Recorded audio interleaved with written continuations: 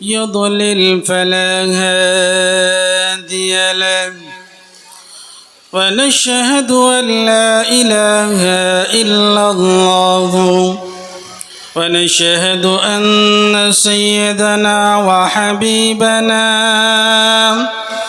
وطبيبنا ومولانا محمدا عبده ورسوله الذي أرسله بالحق بشيرا ونذيرا وداعيا إلى الله بإذنه وسراجا منيرا فقد قال الله تعالى في كلامه المجيد والفرقان الحميد أعوذ بالله من الشيطان الرجيم بسم الله الرحمن الرحيم اقرأ باسم ربك الذي خلق خلق الإنسان من علق اقرأ وربك الأكرم الذي علم بالقلم وقال تعالى في موضع آخر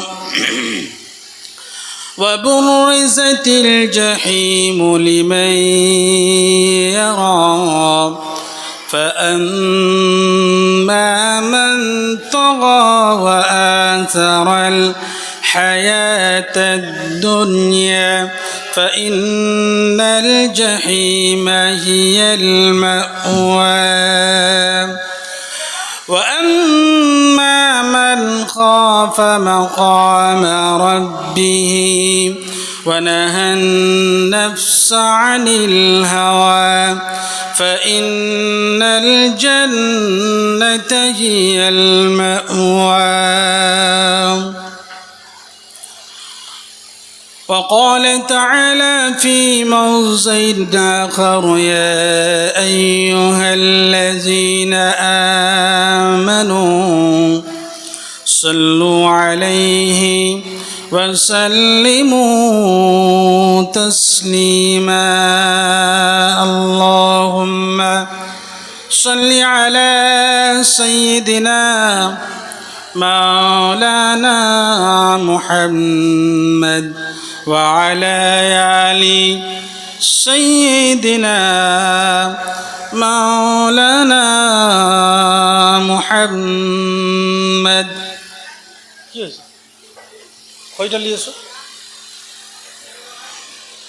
وقال النبي صلى الله عليه وسلم أفشوا السلام بينكم أو كما قال عليه الصلاة والتسليم محترم হাজরিন মজলিস কিছু অল্প সময়ের জন্য আমরা বসে যাই শেষ দোয়া নিয়ে যাব অন্য দিনেও আমরা 12টা 1টার সময় তো ঘুমাই গো কটা বাজছে এখন যিনারাই শুনছেন মা বোনেরা ভাইরা কাছে কাছে চলে আসুন দোয়া নিয়ে যাবেন যার শেষ ভালো তার সব ভালো এরকম প্রত্যেক দিন চা দোকানে ডাঙাতে একটা দুটো আমি বাইরে যখন যাই জলসাতে বা অন্যান্য কাজে যখন ফিরে আসি একদম মিচকগ্রাম থেকে নিয়ে একবারে ক্ষীরপাই হয়ে চন্দ্রকোনা টাউন হয়ে ভগবন্তপুর ভৈরবপুর হয়ে একটি মানুষকে দেখা যায়নি কিন্তু যখন মুড়োকাটায় ঢুকি আসে মানুষ রাত 2টো 2:30 3টে 3:30 4টে আরে আমরা তো জিন্দা কম কি কম মুসলমান কি কম জিন্দা কম তো অতএব একদিন আরও 1 ঘন্টা পরে ঘুমাবো আজকে তো 10ই মুহররমের রাত কিসের রাত 10ই মুহররমের রাত মানে আজকের রাতটা ফজিলতপূর্ণ রাত। তো অতএব যদি আমরা আল্লাহ ও আল্লাহর রসুলের কথাবার্তা শুনে আমরা যদি জীবনযাপন করি, যদি কোনো একটা কথা আমার জেহেনে এসে যায় তার প্রতি আমল করি, হতে পারে আল্লাহ তাবারক ওয়া তাআলা নাজাতের ওসিলা বানিয়ে দিতে পারে। আমি সংক্ষিপ্ত, কটা বাজছে? জি 11:30 বাজছে। 1টা পর্যন্ত জলসা হওয়ার কথা আছে। যেহেতু আমি এই জলসার সভাপতি আছি, কিছুক্ষণ চলুক। আর এরকম দিনে 12টায় ঘুমান, তো 12টা 1টা পর্যন্ত চা দোকানে বসে থাকে, তো সেজন্য কিছুক্ষণ চলুক। তো কিছু আজকে যে ব্যাপারে কথাবার্তা আমার বলার এস্টিমেট ছিল বা আছে, সেটা হচ্ছে আজকের সমাজ, দূষিত সমাজ। আল্লাহ নবী সাল্লাল্লাহু আলাইহি ওয়াসাল্লাম যখন দুনিয়ায় আগমন করলেন মক্কা, তার আগে কি কি খারাপি ছিল, মোটা মোটা যে খারাপিগুলো, খারাপি তো অনেক ছিল। হুজুর সাল্লাল্লাহু আলাইহি ওয়াসাল্লাম মক্কাতে আসার পূর্বে, জন্মগ্রহণের পূর্বে মক্কাতে পুরো দুনিয়াতে অনেক খারাপি ছিল, কিন্তু তার মধ্যে মোটা মোটা কিছু খারাপি যেগুলো আমি আপনাদেরকে বলছি। 1 নম্বর সবথেকে বড় যেটা ছিল সেটা হলো মূর্তি পূজারী। 360টা মক্কাতে মূর্তি পূজারী ছিল, অর্থাৎ তারা শিরক করত।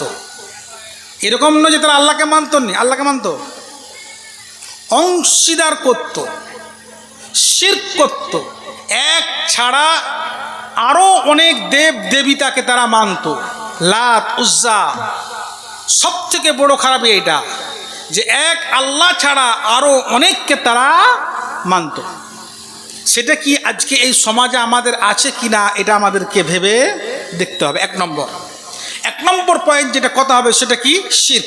যে আমাদের মধ্যে কি শিরকের কোনো গন্ধ আছে নাকি? আমাদের মধ্যে কোনো শিরকের গন্ধ আছে নাকি? এই তোমার কথা বললে চলে যাও, আমরা চুপ করছি। যদি শিরক আমাদের মধ্যে থাকে, শিরকের গন্ধ থাকে, মানে একথা যদি আমার অন্তরে থাকে যে আমার মুরাদ, আমার আশা, আমার আকাঙ্ক্ষা আল্লাহ ছাড়া অন্য কেউ পূরণ করতে পারবে, একথা যদি আমার অন্তরে থাকে, তাহলে আপনার মধ্যে শিরকের গন্ধ আছে। আল্লাহর কাছে কোন ঈমানটা গ্রহণযোগ্য? আল্লাহর কাছে গ্রহণযোগ্য হচ্ছে শিরক মুক্ত ঈমান। আল্লাহর কাছে শিরক মুক্ত ঈমান এইটা গ্রহণযোগ্য, না হলে কিন্তু আপনার কোনো আমল কবুলিয়ত হবে নাই। আল্লাহ তাবারক ওয়া তাআলা যত সমস্ত আম্বিয়া কিরাম দুনিয়াকে পাঠিয়েছেন, সকলের দাওয়াত, সকলের বাক্য, সকলের কথা একটাই, সেটা হচ্ছে কুলু লা ইলাহা ইল্লাল্লাহ তুফলিহুন। আল্লাহর একত্ব, আল্লাহর তৌহিদ, আল্লাহকে এক বলে তোমরা মেনে নাও, তোমরা কামিয়াব হয়ে যাবে।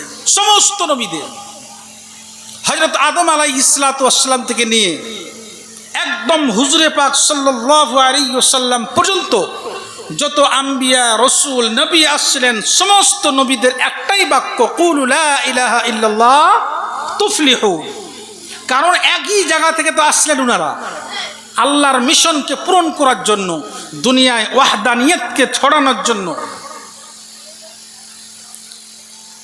তো তখন যখন হুজুর সাল্লাল্লাহু আলাইহি ওয়াসাল্লাম জন্মগ্রহণ করেছিলেন, তার পূর্বে যে খারাপি ছিল তার মধ্যে একটা খারাপি সব থেকে বড়, সেটা হচ্ছে কি, শিরক। তারা মূর্তি পূজারী ছিল, আল্লাহ ছাড়াও তারা অন্য কাউকে মানত। 2 নম্বর যে বড় খারাপি ছিল সেটা ছিল সুদ। সুদি লেনদেনের প্রচার ছিল তখন ব্যাপক হারে। এখন কি সেটা আছে? সেটা আমাদেরকে দেখতে হবে। সোজাভাবে দিচ্ছিনি, পিছন দিকে, এই দিকে, ওই ব্যাংকে যে আমাদের মধ্যে কোনো সুদ ঢুকছে নাকি, এটা আমাকে দেখতে হবে। তখন ছিল হুজুর সাল্লাল্লাহু আলাইহি ওয়াসাল্লাম জন্মগ্রহণের আগে মদ্যপান, মদ পান করত তখনকার কাফেররা। সমস্ত খারাপির মধ্যে বড় বড় খারাপির মধ্যে একটা এই খারাপিও ছিল, তারা মদ্যপান করিত। এটাও আমাদের সমাজকে দেখতে হবে, আজকে আমাদের সমাজে আছে নাকি? তাহলে তাদেরকে বলা হতো আইয়ামে জাহিলিয়াত, তাদের কি বলা হতো? মূর্খের যুগ। ভালো করে বুঝবেন, তাদেরকে বলা হতো মূর্খের যুগ। এখনো কি মূর্খ যদি কাউকে শিক্ষিত লোককে বলা হয় চড়িয়ে দিবে আপনাকে, আমি বিএ পাস, এমএ পাস, আমি অমুক, আমি তুমুক, আমি ডক্টর। তাহলে আইয়ামে জাহিলিয়াতে হুজুর সাল্লাল্লাহু আলাইহি ওয়াসাল্লাম জন্মগ্রহণের পূর্বে যে খারাপিগুলো দুনিয়ার মধ্যে ছিল, সেই খারাপিগুলো কি এখনো আছে? তাহলে আমরাও তো আইয়ামে জাহিলিয়াতের মতন হয়ে যাব। তখন ছিল মদ্যপান, 4 নম্বরে ছিল ব্যভিচার, মা বোন ভাই স্ত্রী কার মেয়ে কে তারা দেখতো না। নিজের খাওয়াইশ পূরণ করার জন্য যাকে খুশি তারা ব্যবহার করত। সেটাও দেখতে হবে আমাদের সমাজে কি ব্যভিচার শেষ হয়ে গেছে? একদম ব্যভিচার বলতে কিছু হয় না। চোখের ব্যভিচার, হাতের ব্যভিচার, কানের ব্যভিচার, এটা কি শেষ হয়ে গেছে? একদম নির্মূল। মানে আইয়ামে জাহিলিয়াতের যে চিহ্নগুলো ছিল, হুজুর সাল্লাল্লাহু আলাইহি ওয়াসাল্লাম জন্মগ্রহণের পূর্বে যে খারাপিগুলো ছিল একটাও নেই। তাহলে আমাদেরকে ভাবতে হবে এই সমস্ত খারাপিগুলো তখনকারের সময় ছিল। এই সময় কি আমাদের কি আছে কিনা আমাদেরকে ভেবে দেখতে হবে। 1 নম্বর হচ্ছে শিরক। আল্লাহ তাবারক ওয়া তাআলা বলছেন, আমার কাছে পছন্দ হচ্ছে শিরক মুক্ত ঈমান। শিরক মুক্ত ঈমান। যদি আমরা শিরক করি তাহলে কিন্তু আমাদের কোনো আমল কিন্তু গ্রহণযোগ্য আল্লাহর কাছে হবে না। আল্লাহ তাবারক ওয়া তাআলা প্রত্যেকটা নবীকে সর্বপ্রথম শিক্ষা দিয়েছে যে আল্লাহর সঙ্গে কোনোদিন তোমরা শিরক বা অংশীদার করবে না।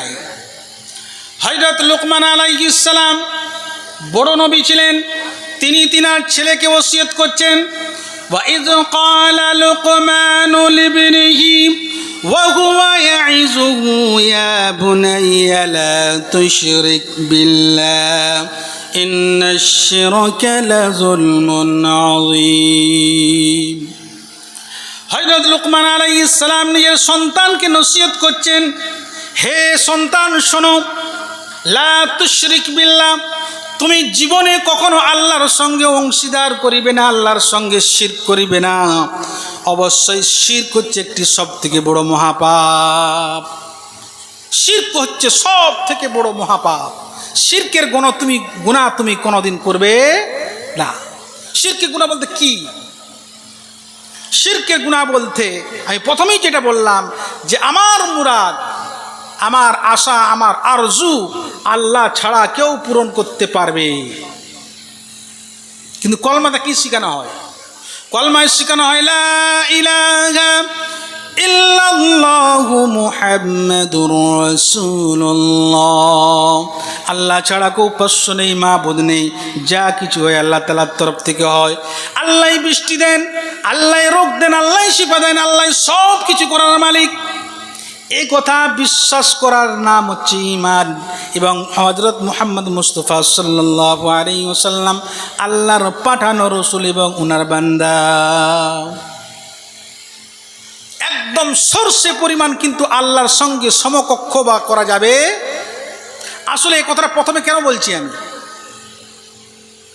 আসলে যদি কোনো ব্যক্তির ঈমান থাকে সরষে পরিমাণ, হয়তো আমলে কোনো ঘাটতি আছে, নামাজ 1 ওয়াক্ত 2 ওয়াক্ত ছেড়ে গেছে, রোজা 1-2টো রাখতে পারে না, কোনো কারণবশত আমার দ্বারায় কোনো একটা গুনাহ হয়ে গেছে, সব আল্লাহ সহ্য করে নেবে। আল্লাহর কাছে আপনি 2টি হাত তুললেন, আল্লাহ আমি বড় গুনাহগার, বড় পাপ করেছি, আল্লাহ আমাকে আমার সমস্ত গুনাহ থেকে আপনি মাফ করে দেন। আল্লাহ চাইলে সব মাফ করে দিতে পারবে। কিন্তু আল্লাহর সঙ্গে সমকক্ষ, আল্লাহর সঙ্গে অংশীদার, এটা আল্লাহ সহ্য করে নাই। আল্লাহ তো দূরের কথা, সমাজে আপনার স্ত্রী সেও সহ্য করে না। আপনি পরপুরুষের সঙ্গে যখন কথা বলবেন আপনার স্ত্রীর রাগ হবে, হবে না? হবে না? অন্য কোনো মহিলার সঙ্গে যদি আপনি কথা বলেন, ভালো কথা বলছেন, আপনার স্ত্রী দেখছে, তবু আপনার স্ত্রী কিন্তু মনে ব্যথা হয়। ঠিক বলছি না ভুল বলছি? তাহলে আল্লাহ কী করে সহ্য করবে? এই জন্য আল্লাহর সঙ্গে সমকক্ষ কোনোদিন করা যাবে না। যদি আপনি আল্লাহর সঙ্গে সমকক্ষ করেন, যদি আপনি শিরক করেন, আপনি শিরক করেন, নামাজ পড়েন, রোজা রাখেন, হজ করেন, যাকাত দেন, সব কিছু করেন, কিন্তু আল্লাহ ছাড়া অন্যর কাছে মুরাদ মাঙেন, মান্নত মানেন অন্য জায়গায়। আল্লাহ তাবারাক ওয়া তাআলা কুরআন কারীমের মধ্যে বলেন, লা ইন আশরাকতা লা ইয়াহবাতান্না আমালুকা ওয়া লা তাকুনান্না মিনাল খাসিরিন। আপনি নামাজ পড়েন, রোজা রাখেন, হজ করেন, যাকাত দেন, সব করেন, লা ইন আশরাকতা, যদি আপনি আল্লাহর সঙ্গে অংশীদার করেন, লা ইয়াহবাতান্না আমালুকা, তাহলে আপনার সমস্ত আমলগুলোকে আমি ধ্বংস করে দেব। ওয়া লা তাকুনান্না মিনাল খাসিরিন। যে ব্যক্তি দুনিয়া থেকে নিজের ঈমানকে বাঁচিয়ে আর সে জান্নাতে প্রবেশ করলো, অবশ্যই সে কামিয়াব হলো। ফাকাদ ফাযা ফাওজান আযীমা, সেই সব থেকে বড় কামিয়াব পেল। এই জন্য আমাদেরকে সর্বপ্রথম শিরক মুক্ত ঈমান আমাদেরকে তৈরি করতে হবে। যদি আমরা শিরক মুক্ত ঈমান আল্লাহ তাবারক ওয়া তাআলার কাছে নিয়ে যেতে পারি, তাহলে কিন্তু আল্লাহ তাবারক ওয়া তাআলা আমাদেরকে এই দুনিয়াটা যত বড়, এর থেকে 10 গুণ বড় জান্নাত দিবেন, এর থেকে 10 গুণ বড় জান্নাত দিবেন।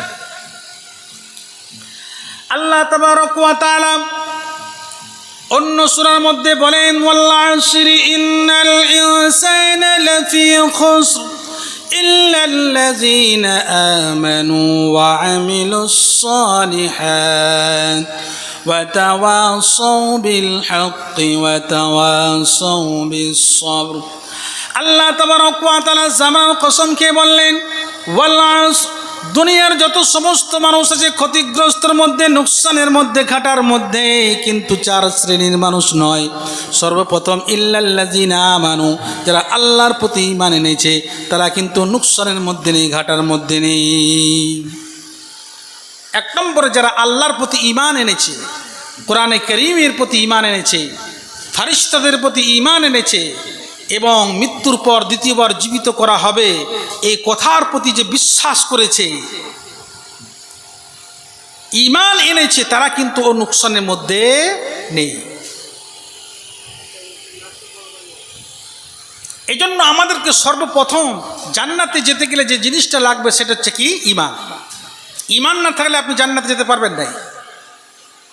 এই দুনিয়াতে দেখবেন ইহুদি, খ্রিস্টান, মুশরিক, কাফের, অমুসলিম ভাইরাও কিন্তু ভালো কাজ করে, পানি পান করায়, হসপিটাল বানায়, নলকূপ বানিয়ে দেয়, ফ্রিজ বানিয়ে দেয়, এগুলো সব ভালো কাজ, কিন্তু তাদের তো ঈমান নেই।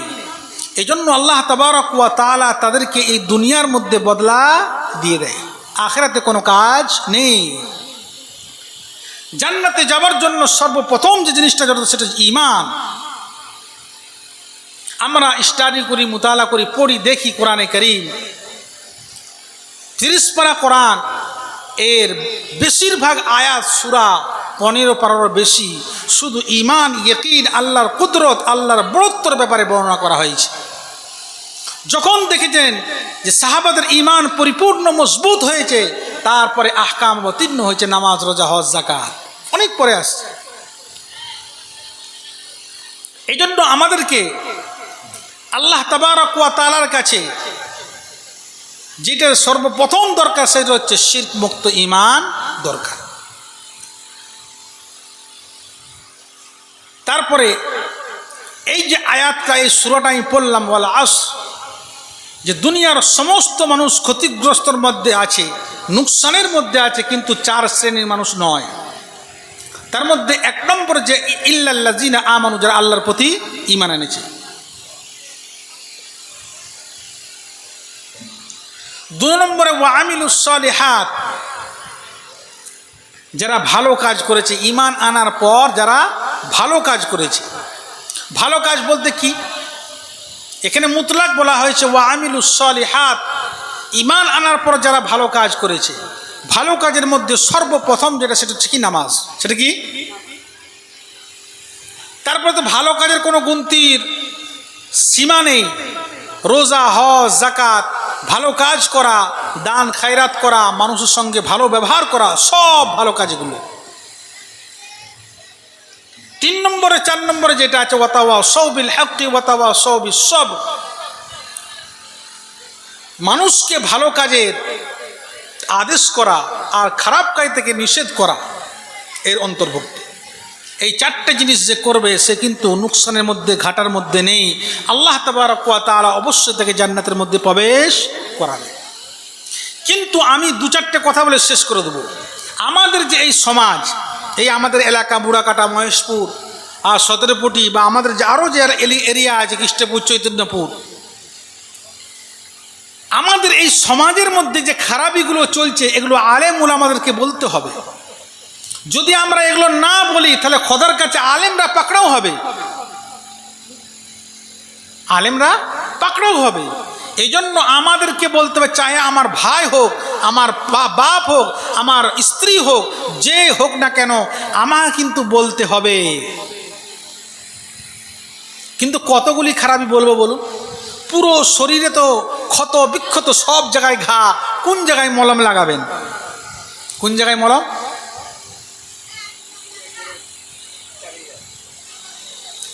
আমাদের সমাজের মধ্যে যে খারাপিগুলো সেগুলো আমাদেরকে বলতে হবে, আর এগুলোকে আস্তে আস্তে তুলে দিতে হবে, শেষ করতে হবে, এবং আমাদেরকে ভালো কাজের দিকে ধাবিত হতে হবে, জান্নাতি কাজের দিকে আমাদেরকে ধাবিত হতে হবে, আমাদেরকে মেহেদী আলাইহিস সালামের সৈনিক হতে হবে, আমাদেরকে নেক আমাল তৈরি করতে হবে,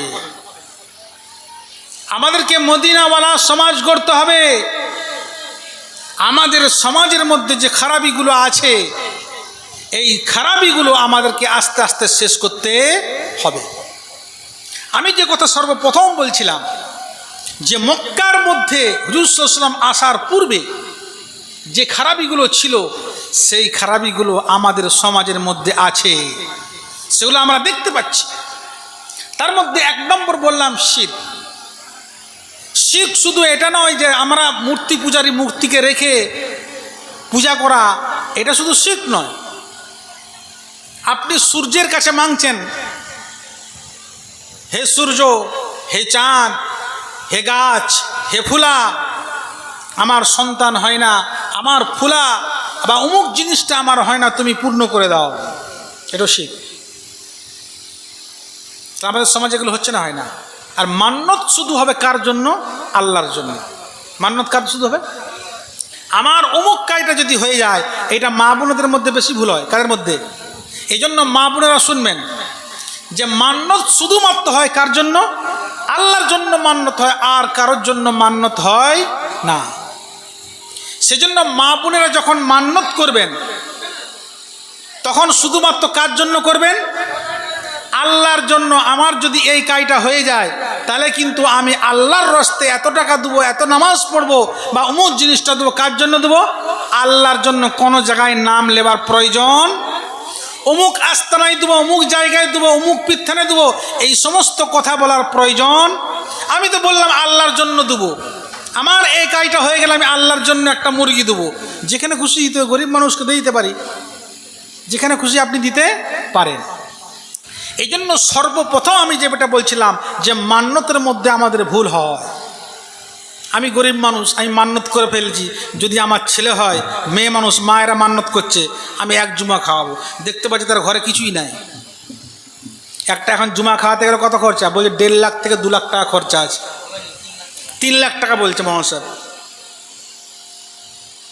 তাহলে একজন গরিব মানুষ সে ভাবলো না যে আমার বাড়িতে কি আছে, সে মান্যত করে ফেললো আমি জুমা খাওয়াবো যদি আমার সন্তান হয়। আরে ওইটা ছাড়াও তো আরও কিছু মান্যত আছে, আরও মান্যত নেই? আমার যদি বেটা সন্তান হয়, ছেলে সন্তান হয়, আমি 50 ওয়াক্তের নামাজ পড়বো, 10টা রোজা রাখবো, পারি না গরিব মানুষ আমি? এই জন্য মান্যতগুলোকে আমাদেরকে ঠিক করতে হবে। মা বোনেদের উদ্দেশ্যে বিশেষ বলা, মা বোনেদের উদ্দেশ্যে আরেকটা কথা বলা যে আমাদেরকে কবরে যেতে হবে। কবর পোকামাকড়ের ঘর, সাপ বিচ্ছুর ঘর, অন্ধকার ঘর।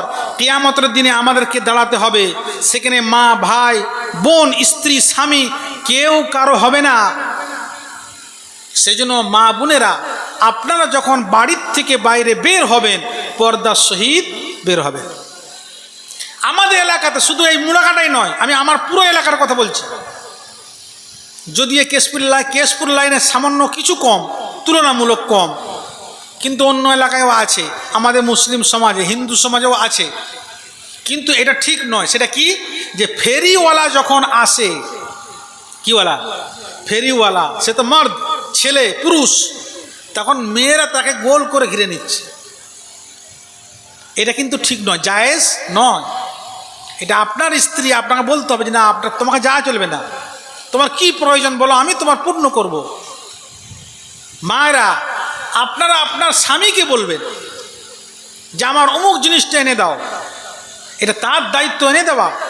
কিন্তু আপনি একজন পর পুরুষের কাছে দাঁড়াতে পারবেন না। যখন আপনি কথা বলছেন সে ফেরিওয়ালার সঙ্গে, তাহলে আপনার মুখের জিনা। যখন আপনি তাকে দেখছেন, এটা চোখের জিনা। যখন আপনি হাত লাড়ছেন, এটা হাতের জিনা। এই জন্য মা বোনেরা, আপনাদেরকে পর্দার মধ্যে আসতে হবে। আপনাদেরকে আর একটা কাজ করতে হবে। মা বোনেদেরকে বেশি কাজ লাগে না, অল্প কাজেই তারা জান্নাতে যাবে, অল্প কাজেই জান্নাতে যাবে। আর একটা কাজ, সেটা হচ্ছে নিজের স্বামীর বিনা অনুমতিতে কোনো কাজ না করা বা বাইরে না বের হওয়া। নিজের স্বামীর অনুগত্য স্বীকার করে চলা, চাहे সে যেই হোক, যতই খারাপ হোক, যতই অশিক্ষিত হোক, যতই মূর্খ হোক। নিজেদের মধ্যে আলোচনা হবে, কিন্তু আল্লাহ তাবারক ওয়া তাআলা স্বামীকে স্ত্রীর উপর শক্তিশালী করেছে। কোরআনে কারিমে আল্লাহ তাবারক ওয়া তাআলা বলেছেন, আর রিজালু কাওয়ামুনা আলান নিসা, আমি পুরুষদেরকে স্ত্রী লোকেদের থেকেও শক্তিশালী সব দিক থেকে বানিয়েছি। তাদের ব্রেন বুদ্ধি হোক, শক্তিশালী হোক, তাকত হোক, সমস্ত দিক থেকে শক্তিশালী বানিয়েছি। কাকে? ছেলেদেরকে। এই জন্য মা বোনেরা, আপনাদেরকে বেশি কাজ করা লাগবে না। আপনারা মা ছেলেকে জন্ম দিয়েছেন, কত কষ্ট করে জন্ম দিয়েছেন, মানে আপনার পায়ের তলায় জান্নাত। আপনার রুজিটা তো হারাম কোনোদিন হবে না। হবে? একজন চুরি করে নিয়ে এসছে, তার স্ত্রী তো জানেনি, তার জন্য খাওয়াটা হালাল, তার মানে সে তো হালাল খাচ্ছে। তুমি লটারি কেটে নিয়ে এসছো, তোমার স্বামীকে, স্ত্রীকে বলো না, তার জন্য তো খাওয়া কি হচ্ছে, সে তো হালাল, সে তো জানে না। সেই জন্য মহিলাদের জন্য, মা বোনদের জন্য জান্নাতে যাওয়া খুব সহজ। কম কাজ করতে হবে তাদের জন্য। তারা মাসিক, তাদের নামাজ কম, রোজা কম, ইসলামিক যে জিনিসগুলো আছে তার মধ্যে অনেকগুলো, তার মধ্যে শিথিলতা আছে। এই জন্য জান্নাতে যাওয়া মা বোনদের জন্য সহজ। এই জন্য মা বোনদেরকে বলবো, আপনারা পর্দার মধ্যে থাকবেন, নিজের আওয়াজকে নিচা করবেন, যতটা পারা যায় বাইরে কম বের হবেন। এটা আপনাদের নৈতিক দায়িত্ব। আরেকটা এলাকাবাসী বা এই গ্রামবাসী, মুড়াকাটা গ্রামবাসীর জন্য একটি বার্তা, সেটা হচ্ছে এই যে একটি মাদ্রাসা চলে, জামিয়া সিরাজুল উলুম মুড়াকাটা। এখানে গ্রামের বাইরের এলাকার প্রায় 100-র কাছাকাছি ছেলে পড়াশোনা করে, আপনারা জানেন। কিতাবের মধ্যে পাওয়া যায় আসহাবে সুফফা, হুজুর সাল্লাল্লাহু আলাইহি ওয়াসাল্লামের কাছে এরকম সর্বপ্রথম মাদ্রাসা শুরু হয়, সেটাকে বলা হয় আসহাবে সুফফা। সেই তালিবে ইলমদেরকে, সাহাবীদেরকে বলা হতো মেহমানানে রসুল। হুজুর সাল্লাল্লাহু আলাইহি ওয়াসাল্লামের মেহমান, নবীর মেহমান। আমি মা বোন এবং ভাইদেরকে উদ্দেশ্যে বলবো, যিনারা মাইকে শুনছেন, যিনারা এখানে উপস্থিত আছেন, যিনারা এখানে উপস্থিত নেই, তিনাদের উদ্দেশ্যে 2-4টি কথা বলবো। যে আপনি যদি বাড়িতে আপনার ভালো মন্দ খান, এখানে বাইরের অনেক এতিম ছেলে আছে, গরিব ছেলে আছে, আপনার ছেলের থেকে কিছুটা আহার এই ইতিম গরিব ছেলেদের জন্য পাঠান। আপনার যদি বছরে 1 লক্ষ টাকা খরচা বাদে ইনকাম হয়, তাহলে এই মেহমান আনে রসুল এদের জন্য 2-3 হাজার টাকা পাঠান। এটা আপনার দিলে কমে যাবে না? আপনি কি উদ্দেশ্য দিচ্ছেন? যে আমার বাড়িতে যে 2টো ছেলে আছে, 3টে ছেলে আছে, কিন্তু আমার গ্রামে একটি মাদ্রাসা আছে, যেখানে আমরা যখন শুয়ে পড়ি, আমরা যখন ঘুমাই, তখন তারা পড়ে ক্বাল আল্লাহ ক্বাল রাসূলুল্লাহ, তখন তারা কোরআন পড়ে, তাহাজ্জুদ পড়ে, দোয়া করে। আমরা যখন ভোর 3টের সময় ঘুমাই, 4টের সময় ঘুমাই, তখন হাফেজ ছেলেরা উঠে পড়ে, মেহনত করে আমাদের জন্য, ফজরের নামাজ পড়ে সমস্ত গ্রামবাসীর জন্য, এবং যিনারা দান খায়রাত করে তাদের জন্য দোয়া হয়। যেখানে মাদ্রাসা থাকে, যেখানে কোরআন পড়া হয়, আচ্ছা আপনি বলুন, আপনাকে কেউ হাওয়া করছে, পাশে যে লোকগুলো বসে আছে তাদের হাওয়ায় গায়ে লাগবে না লাগবে না? তাহলে এখানে কোরআন পড়ছে, কোরআনের কারখানা, এই এলাকায় যত আছে, এখানে বড় বিপদ আপদ আসমানি বালা আল্লাহ কোনোদিন পাঠাবেন নাই, এটা কিতাবের মধ্যে আছে। এই জন্য এই গ্রামবাসীর উদ্দেশ্যে বিশেষ করে বলা, এই যে মাদ্রাসা চলে, এটা একটা বিশাল বড় আল্লাহর রহমত, যে পুরো দুনিয়া যখন ঘুমায় তখন মাসুম ছেলেরা, যাদের কোনো গুনাহ নেই, আরে যারা নাবালক তারা কি, তারা গুনাহ আছে? তারা পড়ছে, তারা দোয়া করছে, তারা ক্বাল আল্লাহ ক্বাল রাসূলুল্লাহ পড়ছে। তারা যে রাস্তা দিকে যাবে, কিতাবের মধ্যে লেখা আছে তালিবে ইলম, অপর রাস্তা ফখর করবে, অহংকার, অপর রাস্তা আশা করবে যে আমার উপর দিয়ে যেত এই তালিবে ইলম কতই না ভালো হতো। অতএব এই যে মাদ্রাসাকে আপনাদেরকে ভালো চোখে দেখতে হবে, এবং নিজের ছেলের মতন দেখতে হবে, নিজের পরিবারের মতন দেখতে হবে। এখানে শিক্ষা দেয় কোরআন, এখানে শিক্ষা দেওয়া হয় হাদিস, এখানে শিক্ষা দেওয়া হয় জানাজার দোয়া, কেউ মরে গেলে কি পড়বে, কারোর জন্য দোয়া পড়ানো হয়।